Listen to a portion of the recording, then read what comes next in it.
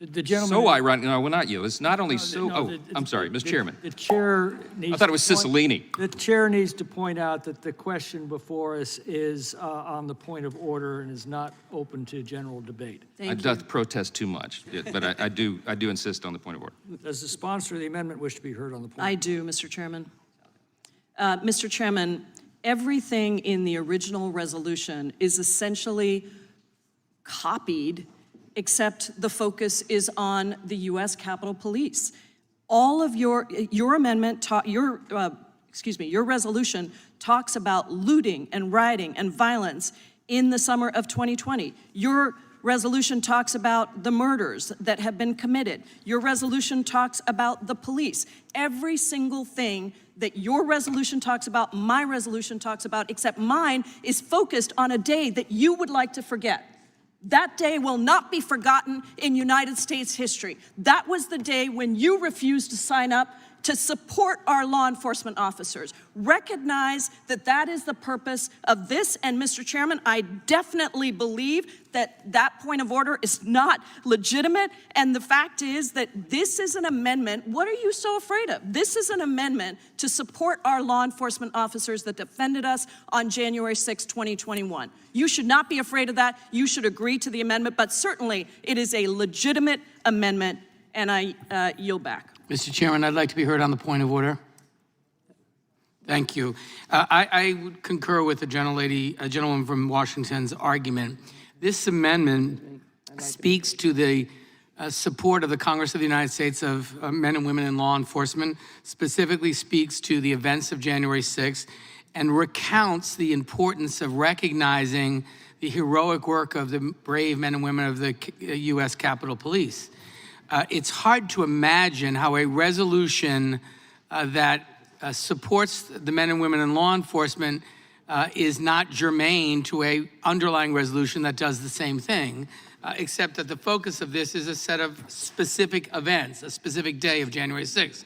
You know, we've heard, sadly, a lot during this hearing, and frankly, admissions from our Republican colleagues that actually they do support defunding federal police. They do support defending. The gentleman will suspend. The chair needs to remind the gentleman that the question is on the point of order. Yeah, I'm speaking to the point of order. It's not open to general and debate. so in connection with the underlying resolution, which you're saying, which your claim is being made that this amendment is not germane to that, we've heard a lot of discussion about the underlying resolution, about the position of our Republican colleagues to not support funding of federal law enforcement, which is contrary to the underlying amendment. So I think what the proposal by the gentlewoman from Washington is a recounting of strong support for law enforcement, acknowledging in particular a day in which that law enforcement was particularly challenged, how important it is to recognize the heroism of the men and women in the U.S. Capitol Police who defended our democracy. And I ask the same question, what are you afraid of about this amendment? The gentleman will suspend. I need to point out one final time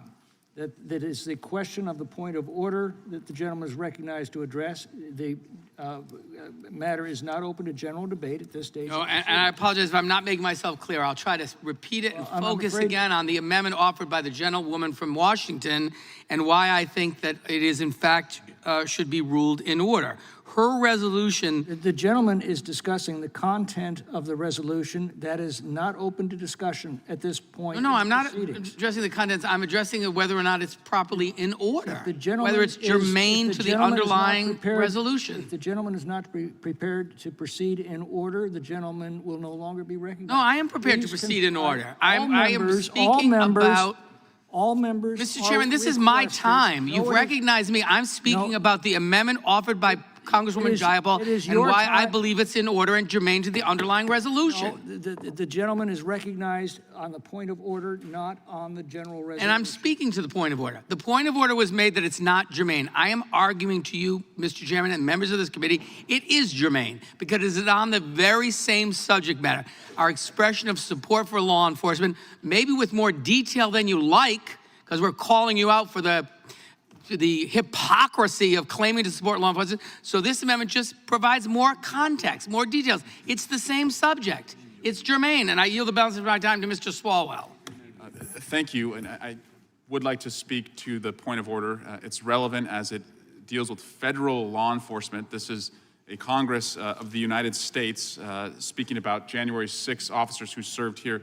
But I would just ask, Mr. Chairman, Mr. Jordan, who's the chairman of the whole committee, is in the room, and I think it would be more appropriate for him to rule on this point of order if he's going to be in the room. And I'll yield back to Mr. Cicilline. Mr. Chairman, The chair, for what purpose is the gentleman from New York? speak to the point of order. Is there further discussion on the point of order? That's what I'd like to speak on. The gentleman is recognized. Thank you, Mr. Chairman. Mr. Chairman, the underlying resolution talks about local law enforcement, not just local, it talks about law enforcement. It talks about rioting, looting, murders, and the police. It does not say local police. The amendment talks about exactly the same thing. It talks about the police department, the Capitol Police, Department of Homeland Security. That's what it talks about. And it talks about abolishing. No, the underlying. No, and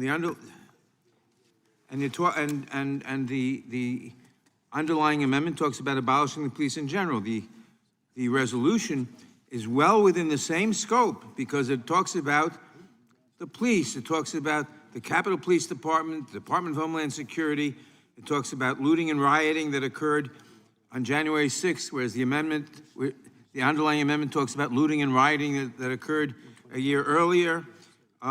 It's exactly on point. It's exactly the same from a point of order point of view. It's exactly the same scope. It's certainly within the scope. The gentleman yields back.